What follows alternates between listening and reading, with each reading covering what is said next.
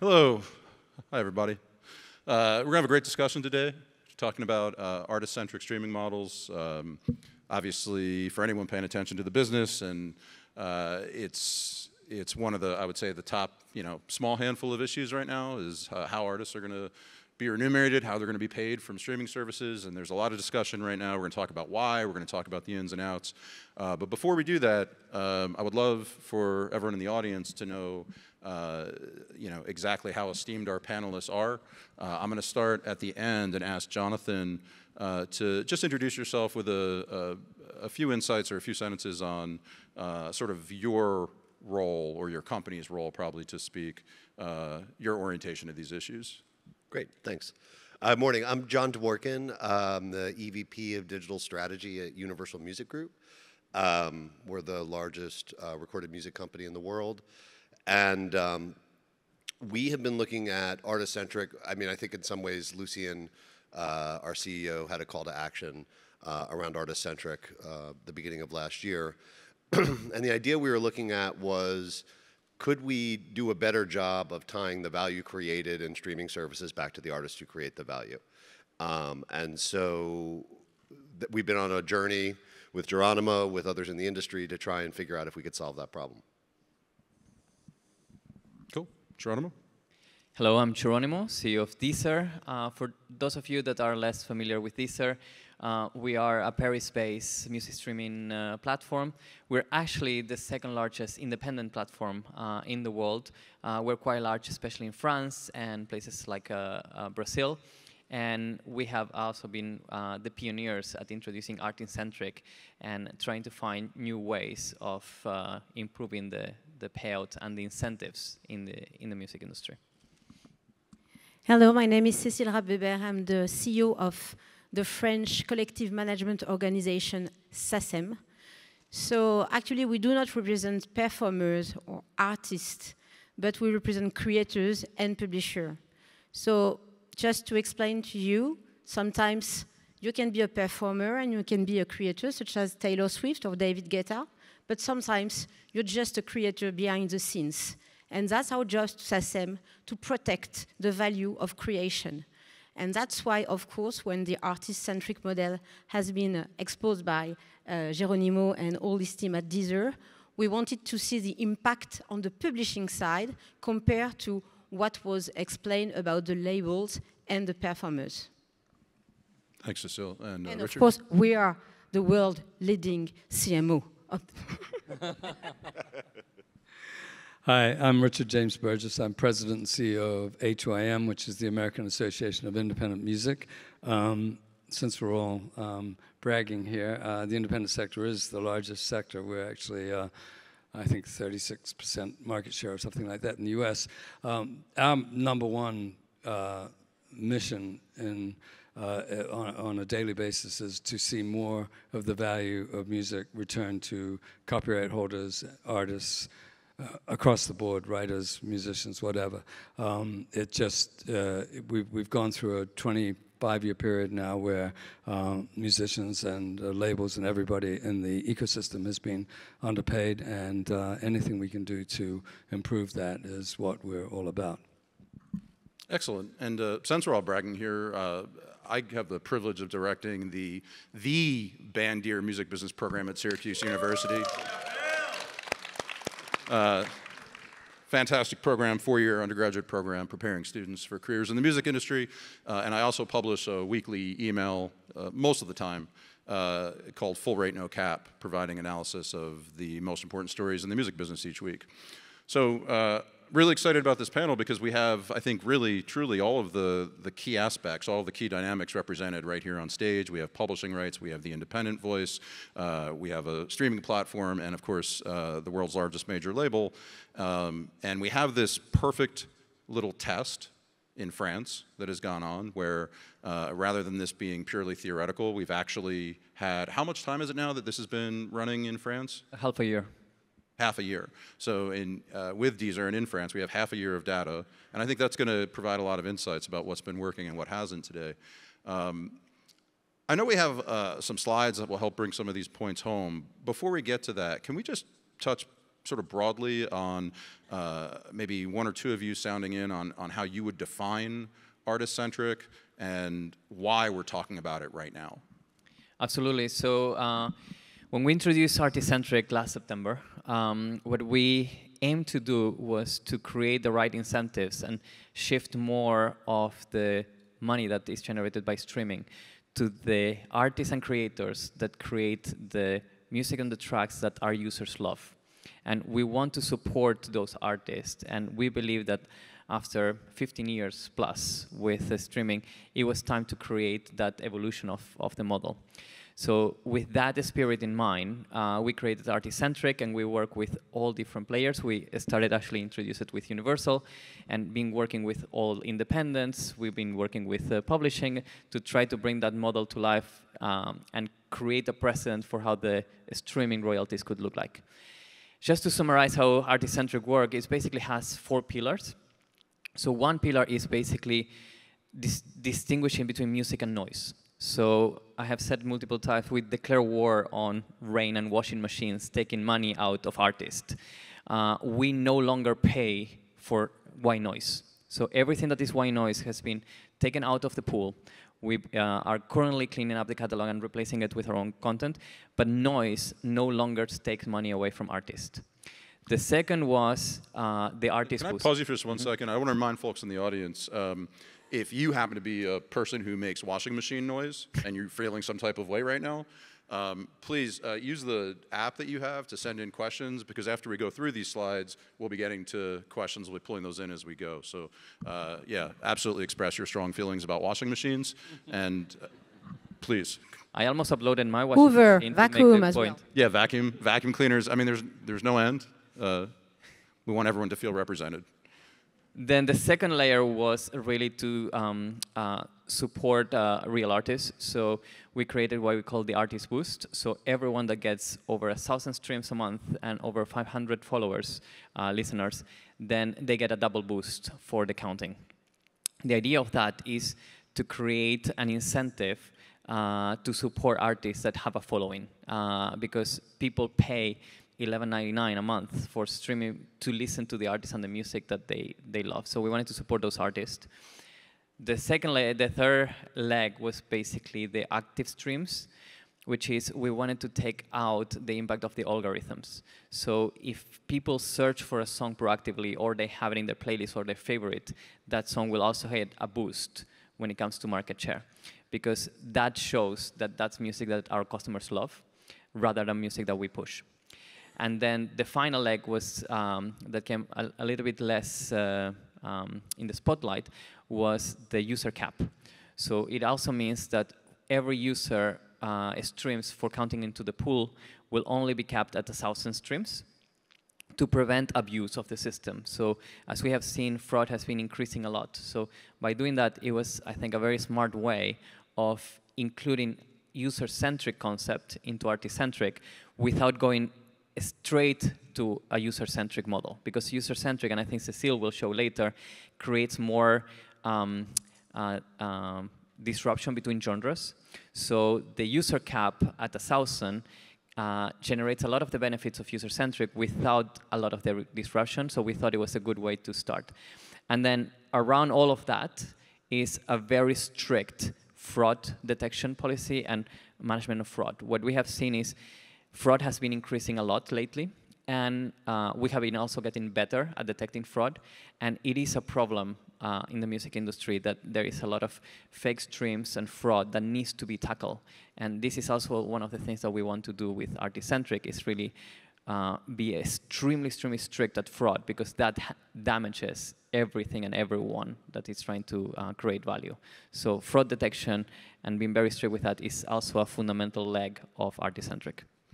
And then I would, just to build on what Geronimo said, so we, the conversation about artist-centric at Universal kind of predates our conversation with Deezer, and it came from kind of 2 things. So one is that, you know, I do deals for a living, and I think a lot about incentives. And when we were looking at the way the ecosystem pays out today, where every stream is valued exactly the same, what we saw what we've seen is that there are bad incentives in the ecosystem. And if you take a machine that's got a 5149 bias and you spin it up at massive scale, you get massive unintended consequences. So what are those unintended consequences? It's 120,000 tracks a day being uploaded to streaming services, most of which are never listened to. So we were very interested in exploring alternative models, and what we looked at user-centric very closely because that was kind of the zeitgeist at the time. And we found that there's a paradox in the user-centric model, which is, and sorry, for those that don't know, user-centric is a model where, in today's model, all the money goes into a big pile and it gets paid out by all the streams. Under user-centric, just the individual user's money is divided. So you get a slightly different dynamic. That's to say, so like if I spend all my time listening to like Taylor Swift, then all of my money from my monthly subscription is going to Taylor Swift. Correct. And look, the user-centric model had very powerful kind of rhetorical appeal because people would look at you and they would say, don't you think it's more fair that if you only listen to Taylor Swift, that Taylor Swift should get all your money? And it sounds fair, especially when I say it in a cool voice. But the problem is that the way the dynamics of the streaming business actually work is that we don't look at per stream economics, we look at lifetime value. And lifetime value is about your cost of acquisition, the average revenue per user, and your retention, right? So you multiply all that stuff out, subtract out your acquisition cost, and you have the value of a customer. Retention and engagement, how much you use a service, are perfectly correlated. The more you use a service, the longer you stay in it. So what we wanted to see was, can we actually tie either the music that drives acquisition or the music that drives retention to the financial model? So we started looking at it very, very closely. We built a gazillion models with economists and universities, and we came to the conclusion that it's extremely complicated. And so Geronimo was incredible and stood up and partnered with us to look at the data closely. And rather than us being stuck in kind of analysis paralysis, at one point he said, this is enough, this is what we want to do. And we looked at it and we said, this is great, largely as devised. But we think that there could be lots of different versions of it. So different services acquire users in different ways. YouTube has a massive base of AVOD users that they draw from. Apple is obviously a massive device manufacturer. Spotify's got a free tier. And so the way you acquire users is very different on those services. And then the way you engage users on those services is very different. So on SoundCloud, the example I like is, the kind of commenting feature on a track. That's like extraordinarily high engagement behavior. And that's the kind of behavior that we think the model should reward.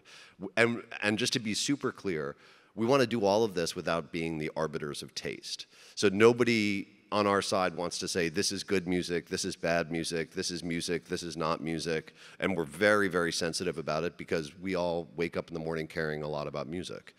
And so the idea is, could we construct a model that was a better representation of value creation rather than just saying everybody who uploads a track gets, whatever, a third of a cent or whatever. I want to ask you, I mean, since we kind of went to that point, this idea of like the arbiter and like what is music that should be paid out at certain rates versus other sounds, the washing machine issue. But there's like a middle ground, right? There's like mood music. I think you've called it functional music, universal. I mean, isn't there a level at which you are sort of asserting as the arbiter? Isn't there a level at which, I get the noise part, right? Like I think that there's not a lot of human value or human value added to like recording a washing machine. And again, I'm sorry to the people in the audience who are very passionate about washing machines, but the other part, like functional music, mood music, things like this, where I think Believe said you're gonna take down a lot of that or demonetize it, and you're gonna put that out there. I mean, that's a class of creators. So basically, to John's point, we didn't want to be the judge of what is good music and bad music because that's impossible to define and very subjective. However, there is music that customers value and love, and there's tracks or noise or music that people do not value. And what we are trying to do is align the incentives, because music right now is the only creative industry where everything is worth the same. There's nothing else where everything is the same. Like in video or in movies or series or in art, pretty much in any form of entertainment, there's premium content and not premium content. While in music, a stream is a stream. And that is something that it's not us who judge it, it's the customers. And one of the problems we've seen in recent years is the catalog size is exploding. We get 120,000 new tracks a day. So it's almost impossible to actually stand out as a new artist nowadays. And as a customer, it's impossible to find new things when you get 120,000 new tracks. So when we launched the product years ago, it was a 4 million catalog. When we went public 2 years ago, our catalog was 90 million. Now it's close to 200 million. And that 100 million extra tracks, a lot of them are just useless. No one needs them. No one wants to listen to it.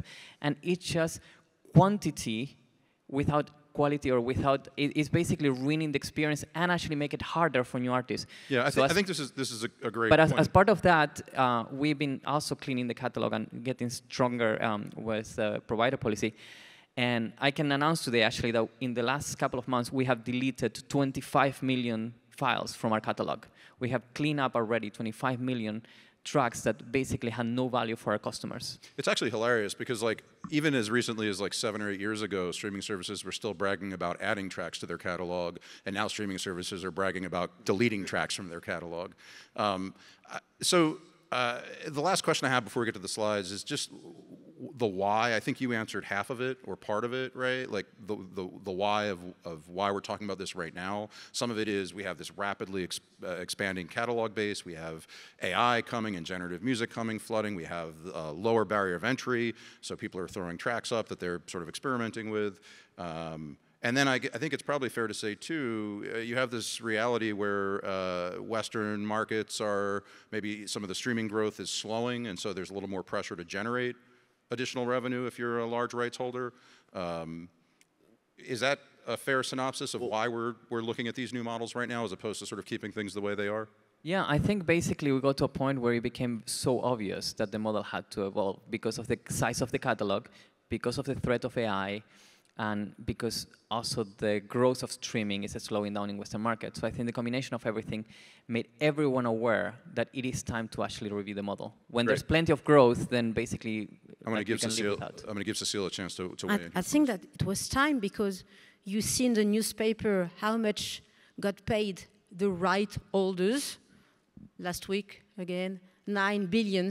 But when you talk to each creator individually, each performer individually, apart from very big acts, they say we can't live thanks to the streaming. Because it's true that it's a lot of money, but there is such a level of dilution that at the end, people, person by person, it's not enough. Yep. So that I think it becomes really crucial to more focus on what is an artist, what is a real song. I mean, you're talking about white noise, so you're with the washing machine, I'm with the vacuum. Yep. Who is the performer? The mother in her apartment? Dyson? I don't know. But for sure, it's not music. Okay.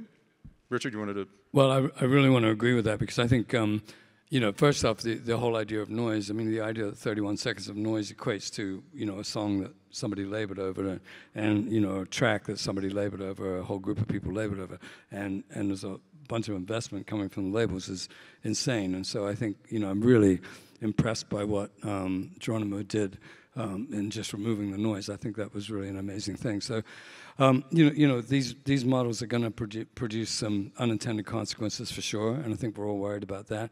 The other thing is I want to go back. I mean, there was the Goldman Sachs report last June that pointed out, and I think it's been pretty obvious to many of us for a very long time, is that music is just fundamentally under-monetized at this point. I mean, when you compare the the cost of a subscription to any streaming service, which will give you all the music you want, to, say, video on demand, there's no comparison. I mean, certainly in the US, and I know it's true in Europe as well, first off, you can't get everything from one video streaming service, so you're going to end up with 4 or 5. You're going to spend 5 or 6 times on video streaming services over what you spend on music. And I would argue that music's far more valuable than video because simply on the basis that you can listen to music all day long, and people do. So it gets used in a much more intense way. But I want to stay down here for just a moment. you had mentioned, you know, that there were concerns, obviously, from an indie perspective. That's, you know, that's the voice, that's the body you're representing. Right. We've established, it's been out there in the public, that, you know, the pool is not going to change. The pay-in is not going to change. The pool is the pool. There's this many dollars to divvy up. And so really what we're talking about is who's going to get those dollars and how will that change. Some of what I've seen in terms of the latest information I've been able to see speaks to sort of these boosts. I mean, you mentioned this in your 4 pillars, speaks to these boosts around you know, artists that are the reason people are coming to a service, artists that, you know, are being played from a lean-in perspective as opposed to artists that are being served through algorithmic playlists. That's going to pay more, which means necessarily someone's getting less. So I guess my question, both from the independent perspective and then also from, I think, the publishing perspective is, are you at all concerned about that? And you know, what are you hearing from folks that you represent in your corners of the world? I mean, from the independent's point of view, the position is much like the majors in the sense that, you know, the labels that are, you know, most of our labels are in favor of these systems. But I think Cecile makes a great point, which is that the music industry is based on the work of musicians and writers, and if we don't make sure that the musicians and the writers are taken care of, we don't really have an industry. And certainly that's my background, and I'm really concerned about that, even though I represent labels. And all my labels are concerned about that as well. But I do think that we should not make the assumption that this is a fixed number. I mean, we've done a very crazy thing in the music industry by making all music available to anyone from anywhere for $10 a month or $11 a month. I think that the layer that has been implemented for the time being is quite protective, I mean, about even emerging talent. Because I think that you need 500 followers. I mean, honestly, if you're not able to have 500 followers on a global streaming service, I'm not sure that you will survive, I mean, honestly. So that will be maybe different if you really do not get paid. Yeah. That's the solution of another platform. So we'll see what will happen. But here you get paid, but you get paid less.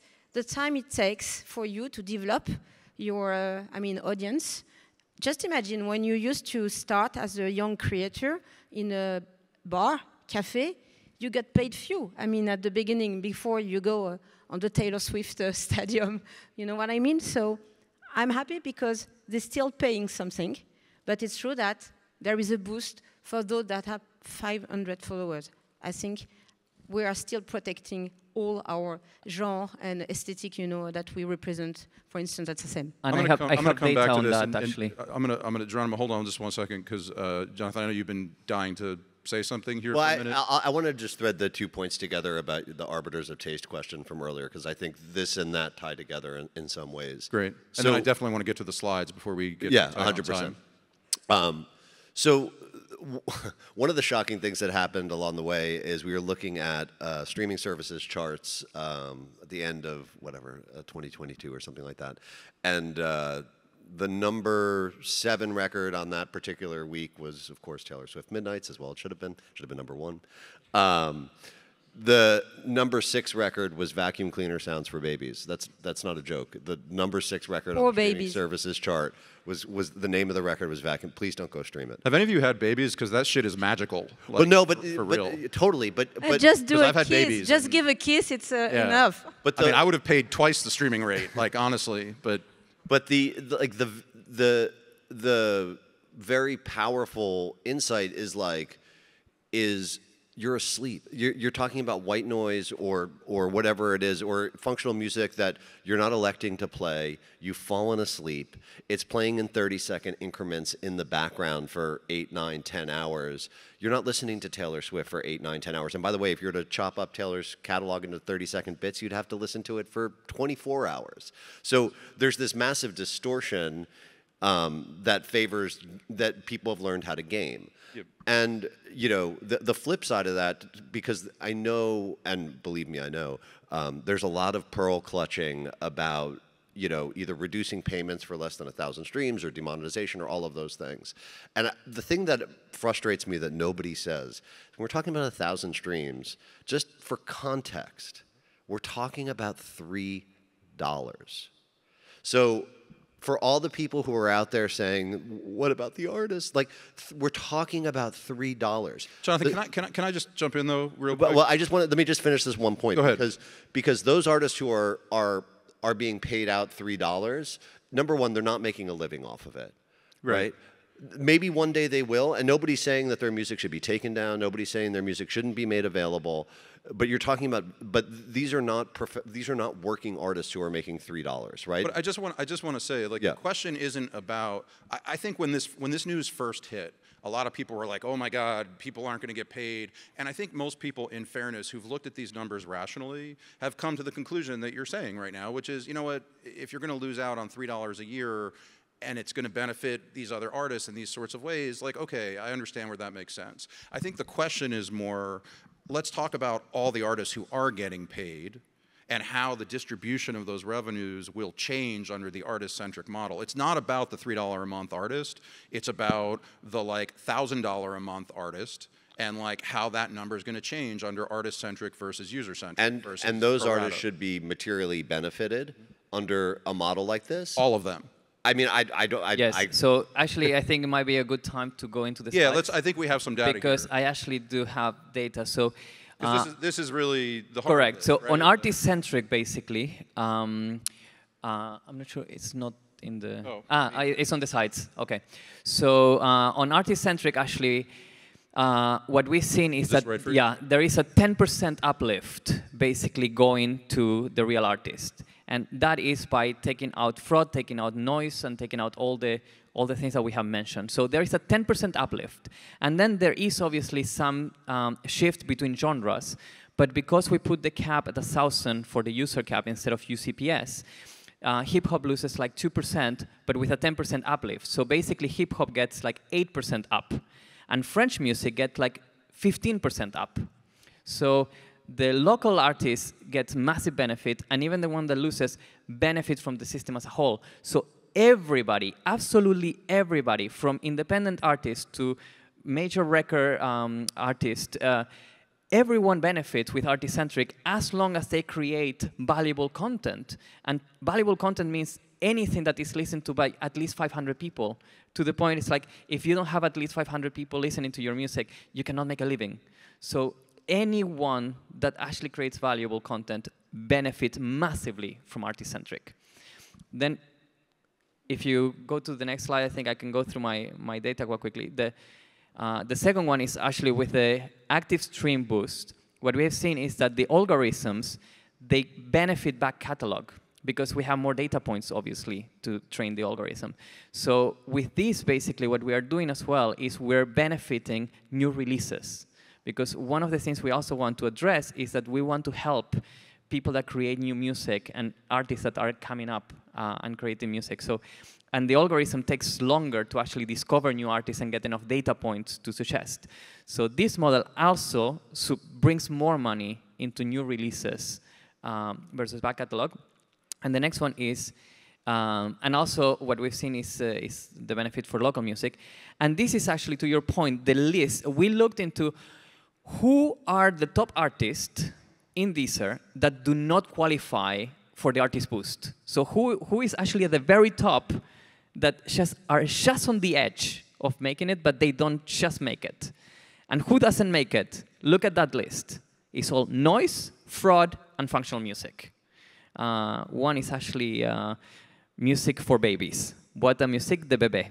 So basically, there's not a single real artist in that list, which also shows that the real artists are actually benefiting from the system because they do have a following, or they're just too small, and they're just basically not taken off yet. And I think that was my, and one more slide I think I have, which is to reiterate the issue of fraud. So what we have seen is that fraud has been growing substantially in the last years, and it's something that we cannot ignore, and it's something that we're also getting better at detecting, but we need to address it. This is something that cannot go unwatched. So we are taking a strong, basically all of that fraud get detected and gets taken out from the pool, and we're basically being very strict also by changing the system. You take some economic incentives away for that fraud to happen in the first place. So by taking money away, people will try to cheat the system less. There will always be cheating of the system, and you have to always fight it, but also by taking economic incentives away, you address fraud. And this is also one of the reasons why now is the time to change the system, because we cannot let this grow.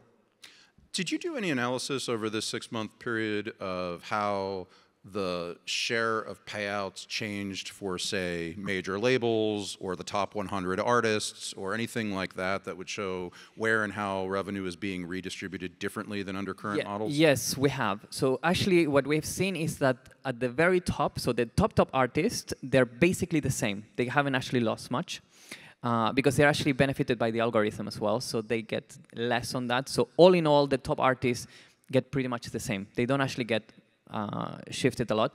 The ones in the middle, that's where they really get benefited, which is the ones that actually need it the most, because those are the ones that have enough following and a little bit more money, 10% more, 15% more, that's a difference for them. And then obviously at the very bottom, that's where if you don't have a following, that's where you actually make less, and maybe up to like 30, 40% less. But we're talking about $3 a year. So whether you make $2 a year or $3 a year, it's not a big difference anyway. So this is where we have seen... I thought the $2 a year and $3 a year people weren't getting paid out anymore. No, that's Spotify. We do pay. We pay everybody. You're still going to pay. Okay. We actually do pay everyone. Okay. That's the difference between our model and what... I really like that little dig at Spotify, too. That was cool. We do pay little artists.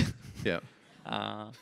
And so that's something that we have seen. And then when you look at major labels and independent, actually, when you look at the list also of the benefits, the top of the list is independent labels. So actually, Universal is not the one that benefits the most out of the system.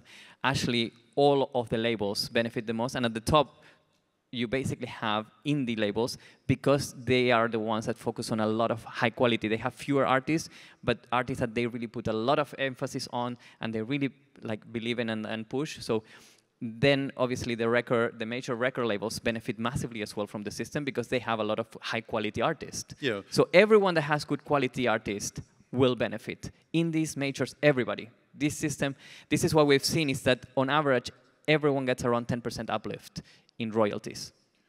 Jonathan, maybe I'm misunderstanding this, but my read on Universal is that as a big public company, you have somewhat of a fiduciary responsibility to make as much money as you can from streaming services. And so I guess my question for you is, like, given this 6 months trial, how's that going for you? Like, what did you, as a Universal, learn? Are you making more money as Universal on Deezer? So I don't think I can disclose any of that right now. Oh, you definitely can. It's fine. Yeah. Oh, it's cool. Will said it's cool. So the answer, no. It's just us friends. Yeah. I think that Geronimo makes the right and important point, which is, look, I told you what our philosophical underpinning of what we were trying to accomplish is. And there are a lot of cynical people in the world who think this is just a way that Universal can screw other people. Anybody who knows me, anybody who knows us, knows that that's absolutely 100% false. Like, this is about getting the ecosystem set in such a way that a rising tide raises all boats. And our view is we've got the biggest boat, so we stand to benefit the most. But if we can get it right, then it's good for everybody. And, you know, frankly, like, if independent artists are benefiting from the models somewhat more than we are because they're driving more engagement, it's kind of great. Because what we should be waking up every morning thinking about how do we engage consumers better? How do we make better records? And if anybody who's doing that enjoys to benefit from the spoils of it. I think I will give me just one moment here just to ask a follow-up, which is I think, and I say this as a little bit of a professional skeptic, right? Like, that's been my career as a journalist, as an educator. I have to ask hard questions. Yeah. And I think the hard question here, or at least the reason that some of the skepticism is fueled, is because I've never heard anyone say who loses in this scenario. And Geronimo just told you who loses. But it's... You will see in my slides. Okay, so let's do that then. But I just want to confirm what Jonathan said. We don't know each other. We met for the first time today. But our chance at Universal is that we are so good that Universal Music Publishing International, Taylor Swift copyright, Coldplay copyright, I'm not going to name all the stars, have entrusted SACEM with their rights to represent their rights in all the digital exploitation on more than 150 countries in the world, okay? And I can tell you that our agreement with Universal say that any members of SACEM, all the members of SACEM, will benefit from the negotiation we do together with Universal. So it's really what Jonathan said. It's we're not talking about TikTok today, I know, but it's really when we have a major player like this and he show the road, believe me, of course sometimes there is that might be conflict of interest. I'm not saying, I mean, it's still business. But honestly, when it comes to protect rights, I can really testify that, yes, you onboard others and the protection is therefore, it's a global protection, really. You know, Bill, to respond directly to your question, I don't wake up in the morning thinking about how I can make more money for Universal Music Group. Like, Are you allowed to say that? Don't say that. No, say Lucien is listening to you. Like, I'm Lucien's sorry. gonna hear, man. I understand, but you know what? I wake up in the morning thinking about how we can do the right things for artists. Anybody who negotiates with us, this is the conversation we're having, is how do we make it right for artists? And Universal will benefit as a result of that. That's great, but like, that's not our orientation. Yeah. And the most critical thing is if we're going to be a going concern and we're going to be a successful company for the next 20, 50, 100, 1,000 years. I don't even know what's going to happen in the music business tomorrow. 1,000 years of Universal Music Group. Then we need an ecosystem that is sustainable. Because if we have an ecosystem that is unsustainable, I mean, the question that we were playing with is, what happens when you have 1 billion tracks? Like, like how does a platform deal with that? How does a consumer deal with that? So this is very much about getting the structural incentives in the right place to do the right thing for artists. Thank you. So I know we have a couple of slides from SACEM. What have you learned? You are in the... Okay, so just to tell you, so we will, I mean, as we are really a leader and totally in a free market, you know, we have a very strong protective legal environment, you know, in France that benefit in 200 countries in the world when we do our global licensing deal with platforms. And 4 years ago already, when Deezer launched the idea of the user-centric, we already ran a first analysis about the impact on our repertoire as creators and publishers. And it's true that at that time, we were not convinced really by the user-centric because as Geronimo mentioned, I mean, there was really strong impact, and especially on the hip-hop rap, which is, you know, it's the strawberry pillar, if I can say, you know, pink one, user-centric. You can see that hip-hop rap was really declining in that scheme. And unfortunately, you can imagine that if these urban artists, our creators were losing, then it will benefit for the other. But there is so much dilution that at the end you have someone that lose a lot, but it's not a benefit for the others, finally. In the pure, because there was, I think, on my side, there was still the dilution because of the white noise. And you know what, also what really we fight for during a few years, and I think it's really come to your point, is the value of the subscription that were too low. So it's true that now it's €2 more, but I mean, when you see what SVOD platform has been able to, you know, bring as a value in their subscription price. And so now, after 4 years, now we have the artist-centric analysis. We run also 6 months of analysis of data. And so you can see that the French standard, contemporary French songs and Irma French pop are really increasing thanks to that. And of course, hip-hop is losing, but you can see that it's not such a big impact. It's only 0.4%. So it's more balanced, I think, impact. I know it's a first step, and I'm sure that all the labels that will be involved in that process, we will study more, and maybe in 2 or 3 years, we will revise the cap.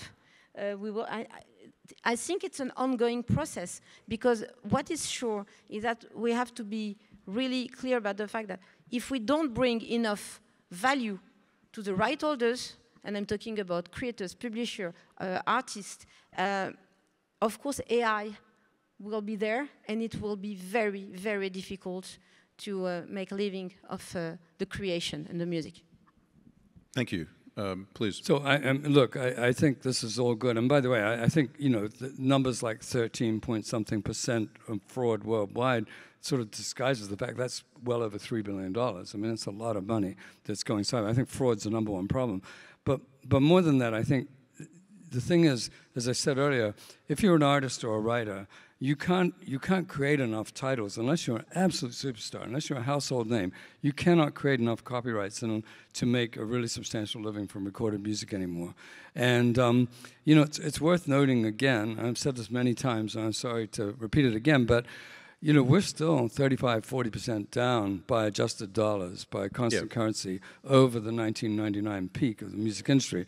Everyone said, well, we're at 14.6 billion in the US in 1999, and we're at 17 billion now. But 14.6 billion in 1999 would actually be somewhere around 26, 27 billion today.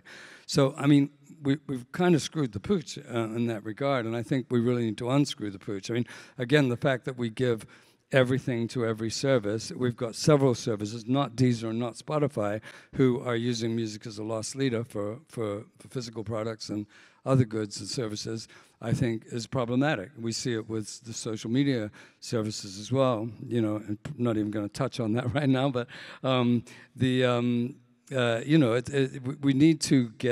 we need to get back to a place where music has a real value. We've seen tons of surveys recently where consumers say that music is the best value of all the subscriptions, and it's pretty clear that consumers would pay more. We haven't, I mean, we have data on that. So for a record, Deezer was the first platform to increase prices. So we were the first one to break the $9.99. And actually what happened, because it's so great value for money, we didn't see almost any churn. And then we did a second price increase, and we also have actually seen almost no churn. And we announced that a couple of weeks ago with our results. So we moved on pricing twice without impact on churn, precisely because there is great value for money on music, and I think there is still a lot of potential there. And when you look at what Deezer has done with 2 price increases plus the artist-centric, we're pretty much improving the last 2 years, 2.5 years. We have increased by 30% the payout to artists. Just on that, and I think it's a combination of things. So artist-centric and the payout model is very important because you need to drive the money of the pool to the right people, but also we need to grow the pool as well. So I think there's 2 different discussions. One is to grow the pool, the other one is to make sure that that pool is distributed to the right artist. And I think that we're addressing both, basically.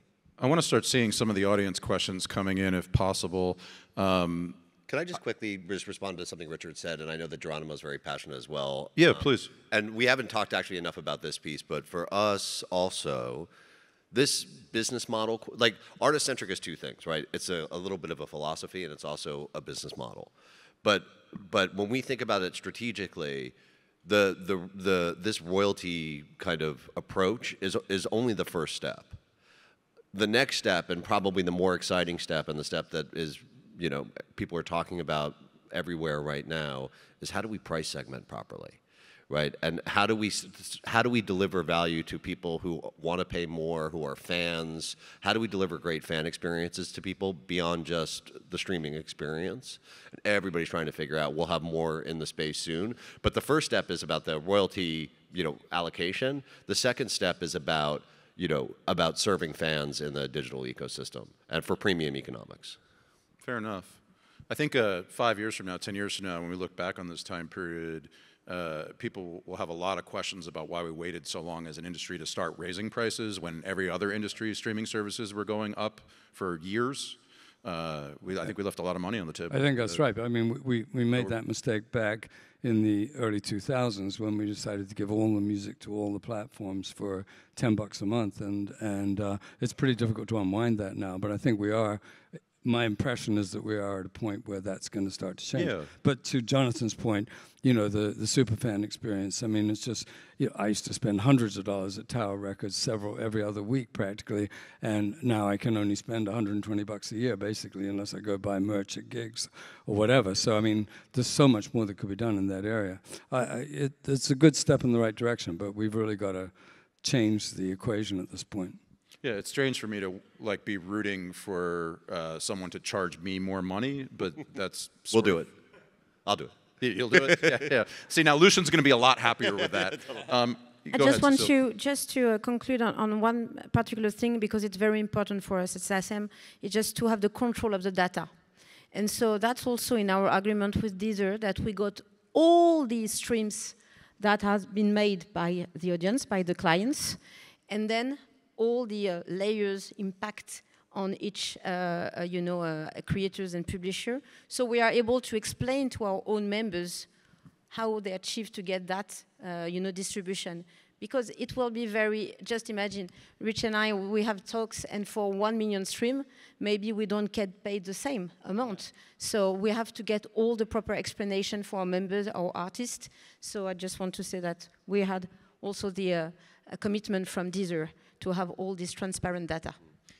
Is there a different dynamic for the publishing space? And if so, how is it different? My impression of music publishing is that it's not as concentrated with the top sort of 1%, the way artistry is, that there's No, I mean, honestly, when you see the top 100, it's really concentrated, even in publishing. So the top 1% and writers... especially in France, for instance, I mean, we have a strong local repertoire, and it's true that with the market-centric approach, it's really focused on hip-hop, urban music.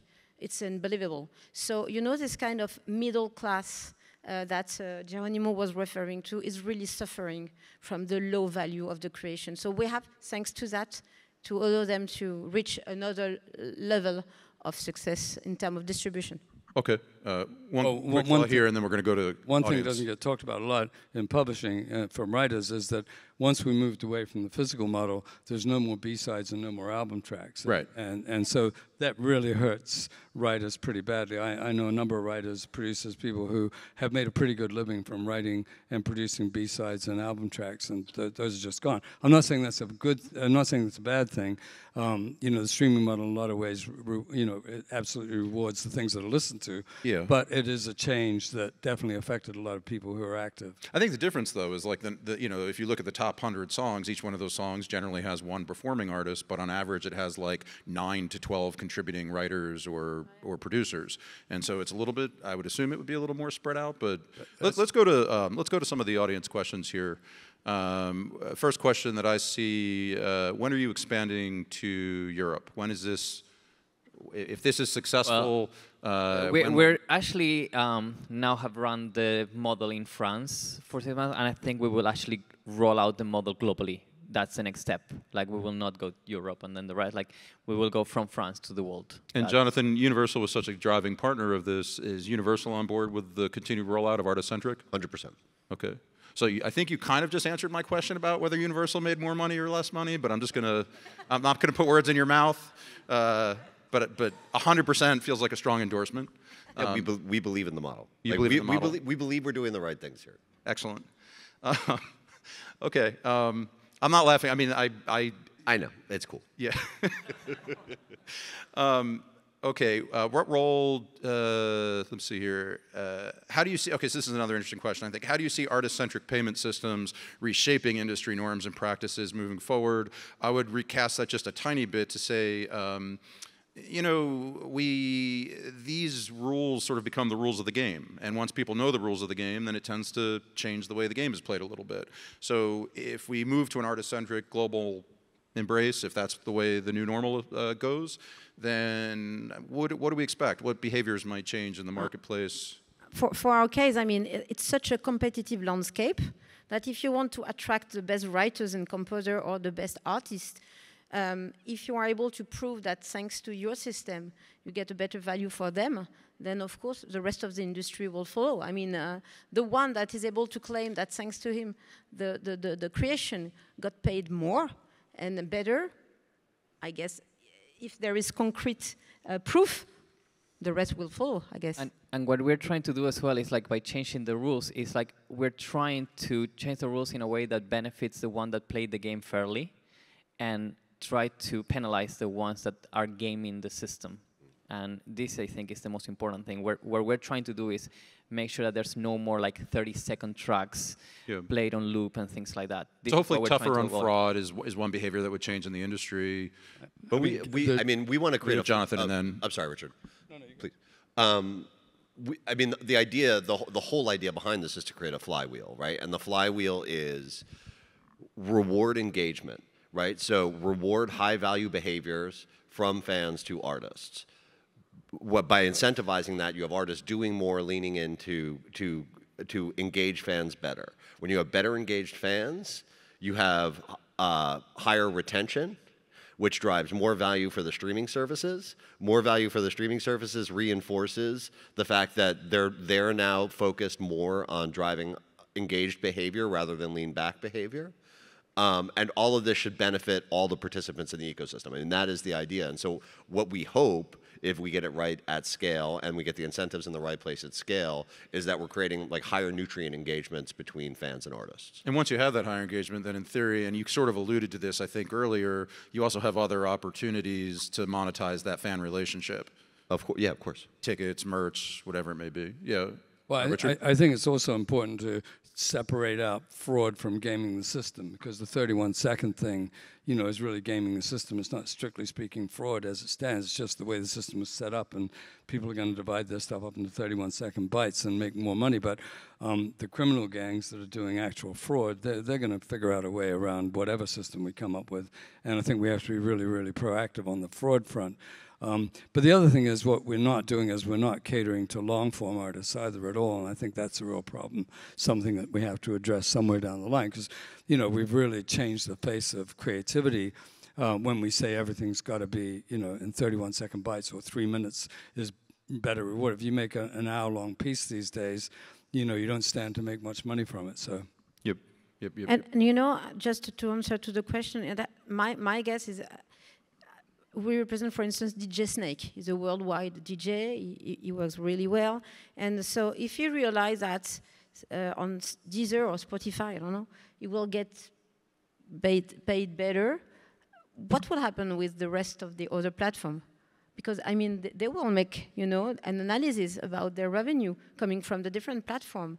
So it will be very weird for me if someone remains full market centric model, if there is no gain, you know, for especially the big act. Remember Taylor Swift when she was calling Apple, you know, to improve the rate and things like that. I will be very surprised that Taylor Swift just say, okay, no, that's not a problem. Here I don't get a lot, but here, that's good. Yeah. Yep. There's some follow-up questions about sort of the dollars moving around. One of them is, while we're moving the white noise from the platforms, while that saves the platform money, how is that saved revenue then benefiting real artists? Maybe we can just kind of touch on this again, which is to say, you know, however much money, I mean, I think I've seen numbers bandied about, you know, $40 million this or whatever it may be.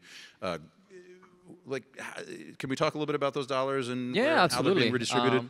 So basically, when it comes to the pool and the distribution, especially deleting white noise and fraud, that money gets redistributed to the real artists. This is why they benefit. So we do not save money. So by introducing artist-centric, we, the platforms, don't necessarily save any money, except the fact that we actually have better content in our platform.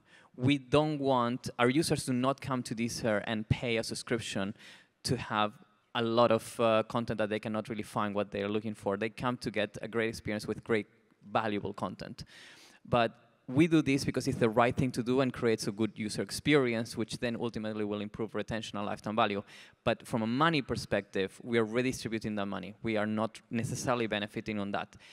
However, removing white noise, for example, does have a saving because it does cost money to store all that content, and we have a crazy amount of content, and it just keeps growing exponentially. So we will have a saving by removing content that is just not valuable for our customers. Just like server costs and administration exactly. costs. Exactly. So it's not massive, but it does actually create a little bit of savings, but the bulk of the money is really just distributed back to the artist. There's a great question here. how will this model work if and when you expand to countries that pay less for streaming? You know, in a lot of emerging markets, you're looking at really like sort of ad-based, ad-driven markets. Sorry, they just moved the question. Yeah, countries that bundle it with telco. So how will this model ultimately, I'm sure you've modeled this out in some of these scenarios. Like, how do you see that model playing out in markets like that? I think the model can apply to any market in any model. So I think whatever revenue is there, exactly, whatever revenue is there, you basically distribute it. So the model can be applied pretty much to any country, any scenario, regardless whether it's more freemium or more premium.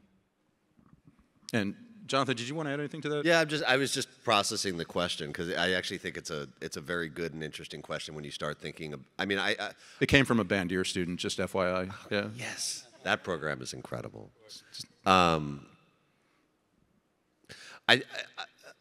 Look, I think we need to find the right models for the right platforms and the right and the right end models. So like the way we approach a Spotify or a Deezer will be very different than the way we think about YouTube. Will be the very different from the way we think about TikTok or Meta or other platforms. And I think that's probably. So artist centricity will guide our hand. I don't know that this specific model will work in every single instance. I think this is a model this specific financial model is designed for premium streaming. But I think it's a great question. We need to think about what the implications are, what it means to be artist centric in the ad funded world, what it means to be artist centric and social, et cetera. I think it's really interesting too, thinking about these different platforms and the idea that well, I mean, I think it raises the point about more differentiated platforms, and we're seeing that already. But I think that the more differentiated each platform is from the other ones, it's probably ultimately a good thing. Definitely. So we got literally 3 minutes left, which is like 40 seconds for each of you to share anything that we didn't touch on. If you feel I was mean and you want to revisit something, whatever it may be. Jonathan, I was probably meanest to you, so mean? Not intentionally. Oh, bad. But you took the brunt of some hard questions. You're universal. I'm sure you're used to it. Any final words there? No, I don't think so. I think the net for us is we want, and if you walk away from one thing from this conversation and you actually believe my words, which I hope you will, it's that we are trying to help build a sustainable ecosystem in the long run. That's good for us. That's good for artists. I mean, that's the end game of all of this. And yes, I know that there are cynical people in the world. This is not, like, I do a lot of cynical shit. This is not cynical. This is like actually us trying to think about real structural improvements for the industry because it benefits us, because having a sustainable industry is good for us and good for all the stakeholders. Next year I want to moderate cynical shit Jonathan Dworkin does. And just go deep. That's going to have to be a 2 hour. So. Yeah. It's a therapy session. Geronimo. No, so I just wanted to say, like, I'm really happy and proud of what we have achieved with Articentric. I think it was a massive revolution in the way streaming works, and it really triggered a discussion for the whole industry. And now with the data and also having worked with multiple partners, we have seen that we have pretty much all of our content providers adopting Articentric, and that shows that it is a model that drives value in the right places. And we're really, really happy to see that we got the bulk, nearly pretty much everyone of our content providers adopting that, and we will be rolling it out globally very soon. So that's really exciting. Fantastic. For us. And congratulations. I know you're stepping away for some pretty incredible pursuits when you're ready to share them, but awesome work. Cecile? I'm sorry, just before Cecile, I'm sorry to cut you both off, but I just wanted to say that I did forget to say maybe the most important thing, which is thank you to Geronimo. Because, I mean, it's very sad for us to see you stepping down, but your leadership is unbelievable. I mean, you've been in the industry for a short time, and you really have led this initiative, and we're incredibly grateful. Thank you so much. That means a lot. So you stole my words, Jonathan, so I'm very... Sorry. Oh, no. Just talk more about vacuum Never cleaners. steal a woman, We can be very furious after. No, I just want to say that despite his strong Spanish accent, Argentine, I'm very proud that all the initiative is coming from France, honestly. This is the French touch. But you know, everything that can bring value, more value for creators, we always fight for. And yes, I thank you. I thank you also for the dialogue, and because I mean you were really focused on the user-centric model, and you adapted thanks to your discussion with the different right holders. And I'm really happy to see that we might have found something that will make the revenue from the digital platform more sustainable for creators, not only the big star, but all the independent, the middle class creators you were talking about, and publisher as well. And so, yeah, thank you for that, and I hope that we will still, it will be ongoing discussion between us to improve the system. SACEM will be there.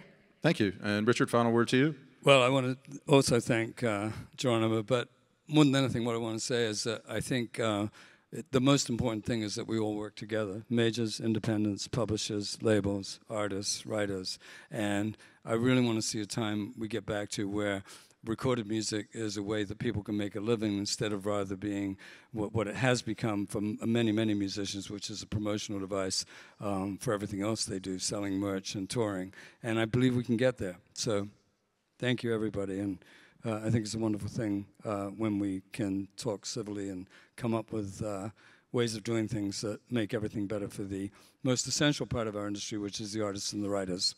All right, well, folks, thanks to our panelists for a fantastic discussion. Thank you. Bill.